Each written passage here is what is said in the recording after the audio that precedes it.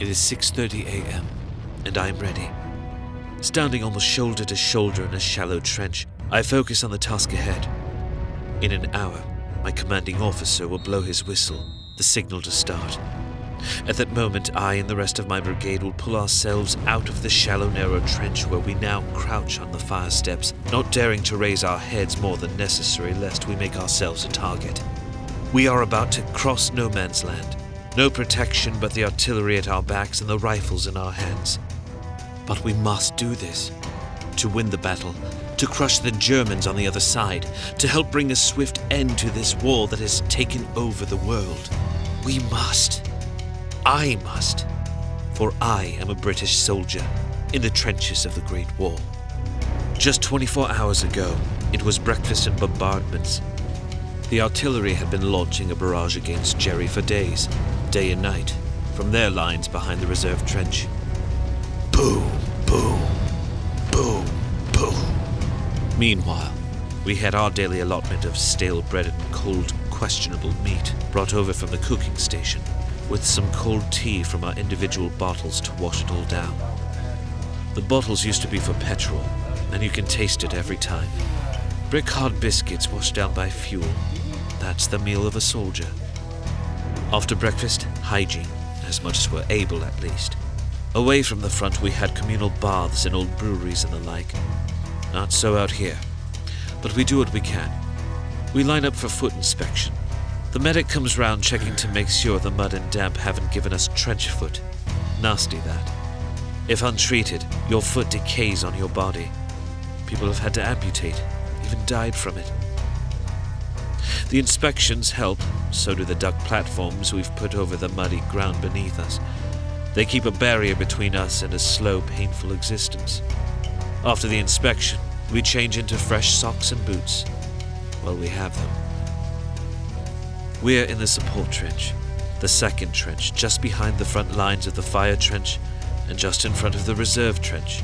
The best place to rest, get a bit of shut-eye. We won't get to the laundry lines until we're cycled back out. Some of the guys also shave. The officers think the army needs to keep up appearances no matter what. I don't have to. I know I'm 19 and all, but I've still got my baby face. Lots of soldiers here do. Some, I could swear, are even younger than I am. They look 14 or 15. It's also time to inspect and clean our weapons. Simple, really. Rifle, bayonet, and the new Mills bombs. Hand grenades. I also count my spade, the one I use when we need to extend the trenches or make new ones. In close fighting, we'll need everything we can get our hands on. And of course, we make sure to keep the trench itself free of useless debris, litter, and the rats. For some people, it's a game to play during our downtime, but to me, getting rid of the rats is as much a part of our cleaning duties as shaving is to some of the others. There's plenty of the buggers around, chewing on our rations, spreading lice. At least the battle's not begun yet. The rats really come out after some fighting, when the stench of the dead wafts through the air, scavenging on our comrades' flesh, carrying the blood and decay back to us as they scamper into our dugouts. When there's no Jerry to fight, I fight the rats. A live rat spreads disease, and there's enough of that to go round as it is. Dinner comes early in the afternoon. McConaughey's meat stew, straight from the tin. Sliced turnips, carrots, and boneless meat. Needs heating up to be edible. Cold, it's a man-killer. Yesterday I wrote a letter to my mum and sisters, letting them know of the cuisine here. Mum has an in with a grocer, so I'm hoping maybe she'll get the not-so-subtle hint. Tell him he's doing his part for the war. I try not to tell them much about what's happening here. For one thing, the letters are checked anyway, to make sure we aren't giving away any details of our plans or movements or supplies. Anything that Jerry can use against us if they intercept it. For another, they worry enough, don't they? How do I even begin to tell them that our corps was suddenly called away from the front lines back in May for exercises? That it was clear from our training that we were preparing for a large attack against the Germans? No. I tell them simply that I miss them, miss her cooking, and I try to sound excited that I'm finally seeing France for the first time. even if the circumstances aren't exactly ideal. Letter writing. It helps with the post-dinner boredom. Napping too in the dugouts we've made in the walls. Tonight, though, we've a gallon bottle of rum. Seems like each dugout has their own. Enough for the whole group and then some. It's an official ration given to us daily in the trenches. I've seen people take it medicinally. I've seen it granted as a reward. Tonight, it's double the usual amount per soldier. Clearly, some Dutch courage before we go over the top. Perhaps tonight it's better to abstain. Just keep to my usual tot and no more.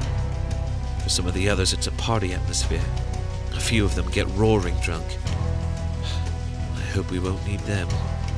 At night, they tell us to put out our cigarettes, their last ones for the night, and move up. We're going to the fire trench, the front line.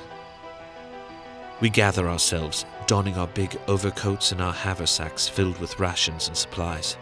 Up the communication trench we go. It's narrow, especially with our packs.